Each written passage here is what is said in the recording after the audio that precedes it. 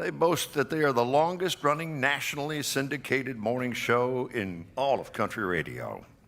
So let's take a look at how they got there tonight.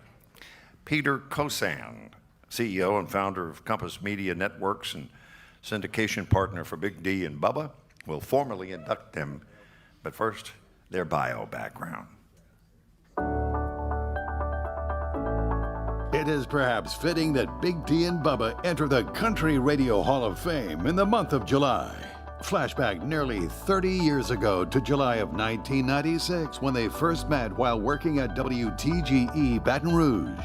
Big D was hosting mornings and Bubba handled afternoons. The chemistry was natural and immediate. Within months, they were an on-air team.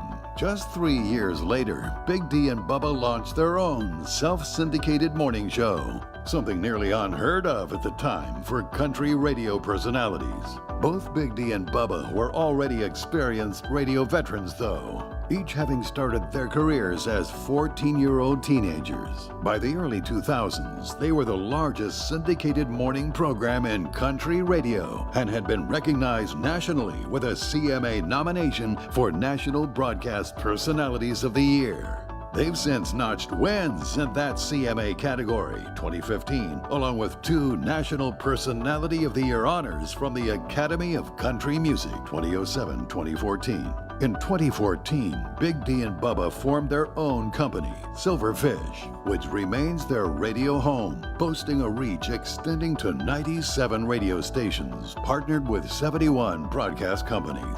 They are the longest-running morning show syndicated on a national basis. Since 2011, Big D and Bubba have been heard on the Armed Forces Radio Network each morning, a broadcast achievement they say is their proudest. Good evening. What a surreal moment. What an honor. I want to make sure you get my Big D and Bubba hat here.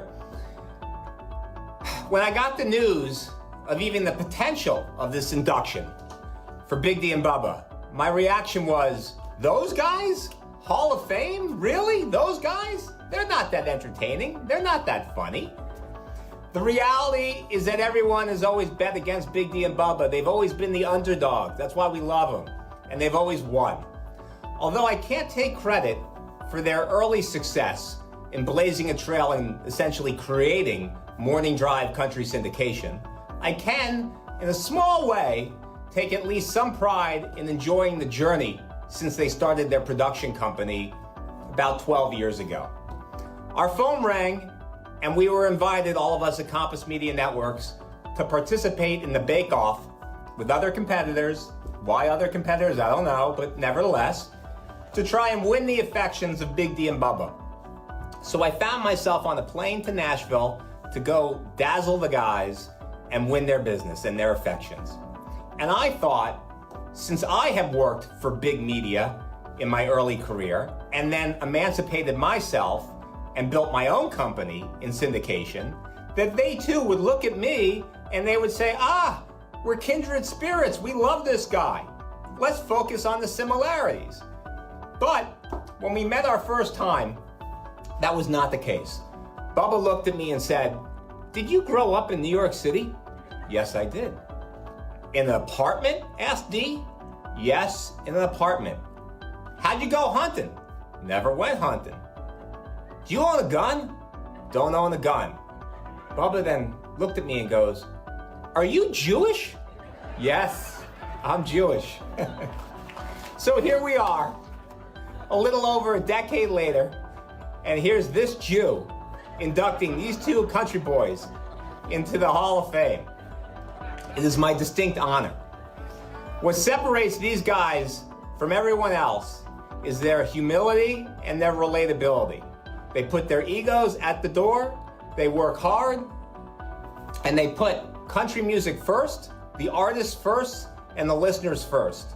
They are the megaphone for country music, for the lifestyle, and they are the connective tissue between country music and the listeners. It is my distinct honor on behalf of all my colleagues at Compass Media Networks to welcome Big D and Bubba into the Country Radio Hall of Fame.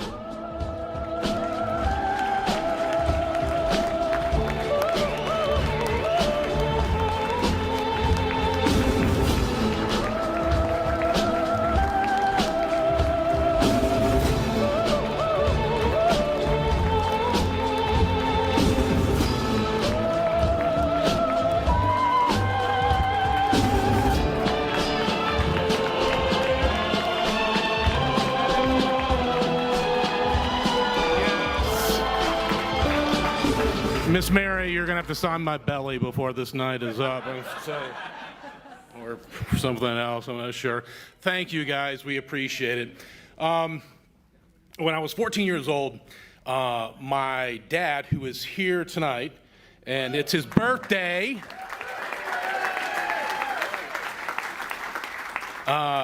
he took me to WHEB, AM FM in Cookeville, Tennessee, where I'm from. 14 years old, and I walk in, and well, before I go in, I grab the doorknob, and I prayed, and I said, God, if this is what you want me to do, make it obvious, and if it's not, make it obvious. I get in there and tell the guy, hey, it's a program director, didn't know what that was. Said, he goes, how old are you? I said, I'm 14. He says, you have a demo tape? I don't. He says, okay, well, if something opens up, I'll call you. And he never got my number, so I took that as pretty obvious. So then, about a week later, there was, by the way, sorry, guys, when I put pants on, I sweat. Bubba and I probably haven't when was the last time we wore pants? Christmas, probably Christmas. So about a week later, Larry Bear here, my dad, Larry, drives me to AM 1590 WATX, the Christian voice of the Cumberlands. I'm sure you all are pretty well aware of this powerhouse radio station.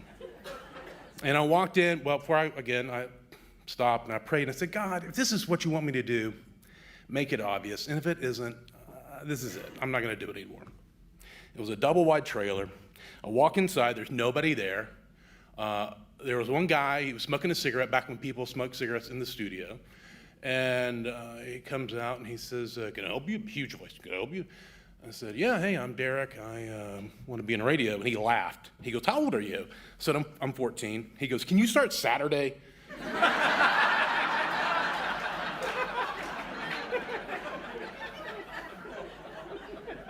Pretty obvious. Over the years, a lot has happened since then. Meeting this knucklehead, who also, by the way, didn't even want to do mornings at all.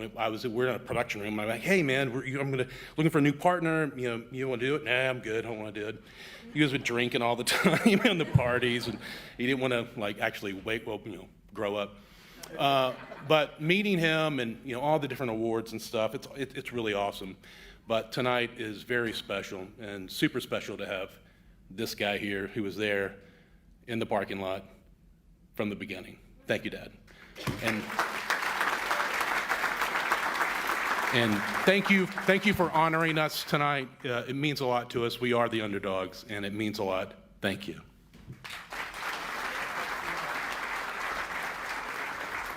Where's that Pelican case Ginny had? I kind of feel like I need that. First of all, thank you. Wow. Thanks to all of our radio partners, Connoisseur, we've got Town Square, we've got Guarantee, we've got everybody here. Thank you, all of you. I'm going to tell a story that I've never told publicly. It's not a funny one, I'm sorry, but it's from, honestly, the worst, lowest point of my life. I'm kind of embarrassed by it, but it starts with my dad, too, who also, Greg, was not a fan of my radio dreams. He was constantly saying things like, you need to find a real job, something practical, stable, with benefits, like the military. My son Frank, you've heard this before. Because everybody in my family was military, everybody served, and here I was, this night jock on a CHR station playing songs and trying to convince random cute-sounding girls to bring me Taco Bell. Y'all know. After a few years of doing that, I went to Guam. I came back to the States, and I found myself working for the worst boss in radio. My program director made radio feel like a chore, made it feel like it was impossible to have fun, and isn't that why we're in it? I actually started to hate radio because of that guy. So I gave in, and I listened to my dad's advice. I quit, and I joined the Navy.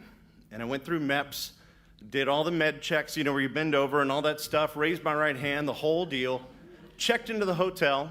I set my alarm for the 4 a.m. bus ride to boot camp. And I was like, well, I guess that's it. Goodbye, radio. Hello, military haircut. About 10:30 that night, my hotel phone rings, and it's my dad. And he's just kind of checking in, asking about my day, and then he got quiet and he said, "Son, I think you're making a mistake. I think you need to stay in radio." And I looked at my phone. I say my phone, the phone in the hotel that was full of cooties.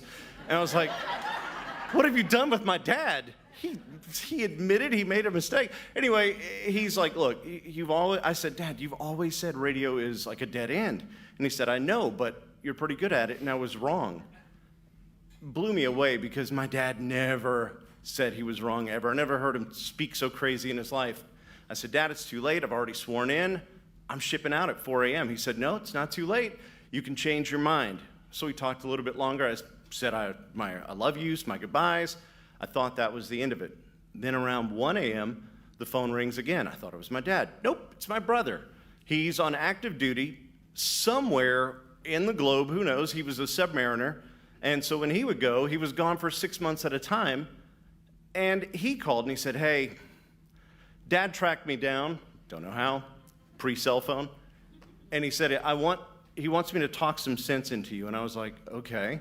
So I listened, and he confirmed what my dad said, and he said, it's not too late. You can give radio a shot. And by this point, I was so confused because I wasn't happy in radio. I said, look, I'll think about it, and I went back to bed. At 3:50 in the morning, on the hotel door, some dude yelling, 10 minutes, get downstairs, get to the bus, go, go, go, go. And I'm freaking out. I'm like waking up, I'm going, this is about to be my life. And I grabbed my duffel, I walked down to the bus, right up to this guy, the one who was barking all the orders. He's the size of a vending machine, just 5 by 5.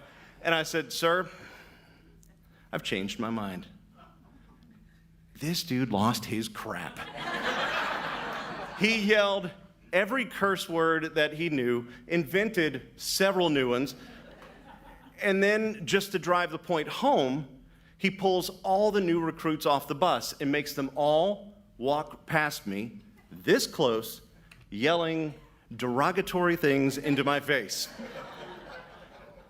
I can tell you right there, I've never felt any lower, more embarrassed in my entire life. I was so confused. He loads everybody back up onto the bus, cussed me out one more time, and then I watched this bus drive away, and there I was, alone in the dark, 1992, in a hotel parking lot in a really sketchy part of New Orleans. Kenner, sorry. No job, no plan B. But it was at that moment I was all in. And I was like, it's radio. It's radio forever. I'm going to do this, man. So I walked to a payphone. I called my buddy Everett, and he came and picked me up. I get to the house, and my dad is there. It's early in the morning, still dark. He's standing in the kitchen, and he said, Ma, you didn't go. And I said, no, sir. He said, okay, go find a job. Put his coffee cup down, and he walks out and goes to work. 2 weeks later, I landed a new gig, which led me to a couple more jobs after that, and eventually to Baton Rouge, where I met Big D. And from that point on, the fallback plan was gone. Big D and I didn't have a net, but we had some crazy big dreams. And, you know, I've always been a little embarrassed by that story because, I mean, I'd already gone. I'm like, yeah, let's go. But looking back, I realized I didn't belong on that bus. I belonged here with you misfits. All of you freaky deaky weirdos. The ones who hear the voices and music come out of the speakers and think, hey, I'm going to build a life out of that. My dad never had that conversation with me again, never brought up the calls. He didn't need to because he believed in me, and that night changed everything. So my dad's not here, but thank you, Dad. Sending a video to him in a little bit. Also, Mom, thank you to Big D, and Kathy, who put us together, his wife, thank you. Everybody who's played a role in this ride, Peter Kosan, everybody at Compass, to my kids who are here tonight, I love y'all so much. Just like my dad, I've made mistakes. I've been wrong about a few things. Just like my dad, though, I've learned and I've grown. And I'm so proud to be your father. Thank you guys for showing up. I hope that you chase your dreams as well, because if you ever get the chance to, try to miss the bus. Because if that's what it takes for you to find your version of this moment, then it's all worth it. Believe in yourself, dream big, dream bigger, because amazing things can happen. Thank you, CRB. Thank you to all of you for coming out tonight. God bless.